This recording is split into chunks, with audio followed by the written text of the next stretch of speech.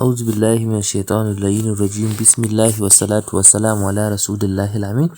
amma ba da assalamu alaikum wa rahmatullahi wa barakatuh. Masu kallo barkanmu da sake kasancewa tare da ku a wannan tasha tamu mai albarka inda muke kawo muku labarai wanda suka danganci wato yankin gabas ta tsakiya da kuma ƙasashenmu ta Afirka, inda a yau muke tafa muku da labari mai daɗi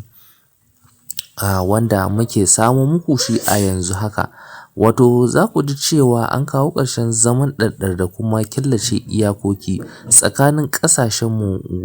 biyu na 'yan uwa, wato jamhuriyar Nijar da kuma wato tarayyar Najeriya. Bayan kwashe watanni ana tattaunawa ta bayan fage, a yau ne aka sanar da wato buɗe iyakokin guda biyu domin ci gaba da harkokin kasuwanci da zirga-zirga.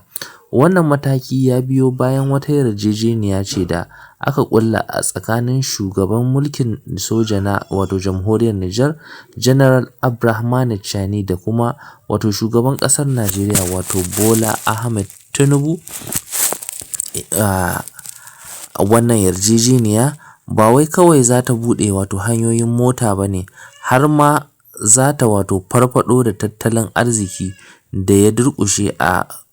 garuruwan da ke iyakoki da wato waɗannan ƙasashe guda biyu kamar su irin su Maraɗi, Koni, Jibiya da Ilela. Masana tattalin arziki na kallon wannan mataki a matsayin nasara ga diflomasiyya da kuma buƙatar jama'ar ƙasashen biyu da komai nasu ya zama iri ɗaya. Babu shakka sanin kowa ne cewa waɗannan ƙasashe guda biyu a tsakanin wato Najeriya da Nijar babu shakka za a ce kamar ɗan juma ne da ɗan jummai, domin kuwa duk abin da ya shafi Najeriya kusan kamar ya shafi Nijar ne, abin da ya shafi Nijar kuma kamar ya shafi wato Najeriya ne. Hakan ne ya sa ba ka iya bambance tsakanin wato 'yan waɗannan ƙasashe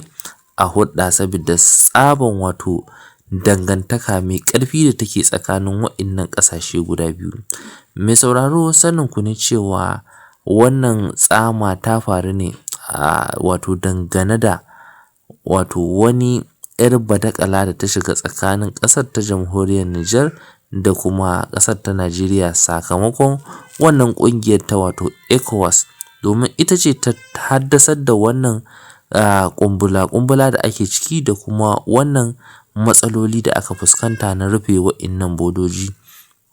wanda a yanzu haka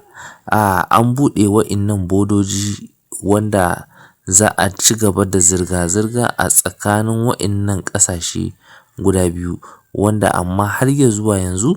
ƙasar ta wato ƙasar Nijar namu ba ta buɗe wato iyakanta da Benin ba sakamakon ƙasar wato Benin tana da wata ƙullalliya tsakaninta da ƙasar ta Faransa,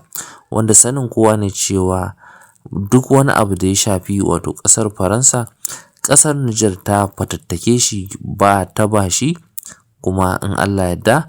muna fatan hakan shi ne mafi alheri a gare ta. Mai sauraro muna roƙonka da idan wannan shi ne farkon zuwanka wannan tasha tamu mai albarka da ka daure ka danna mana alamar subscribe, sannan ka danna alamar ƙararrawar sanarwa ta yadda da zarar mun ɗora sabon shiri a wannan tasha za ka same su da ɗumi-ɗuminsa. Kada a manta a danna mana like button domin yin hakan ne yake sa mu da zarar mun samu labari da ɗumi-ɗuminsa mai sauri mu sako muku shi domin ku same shi.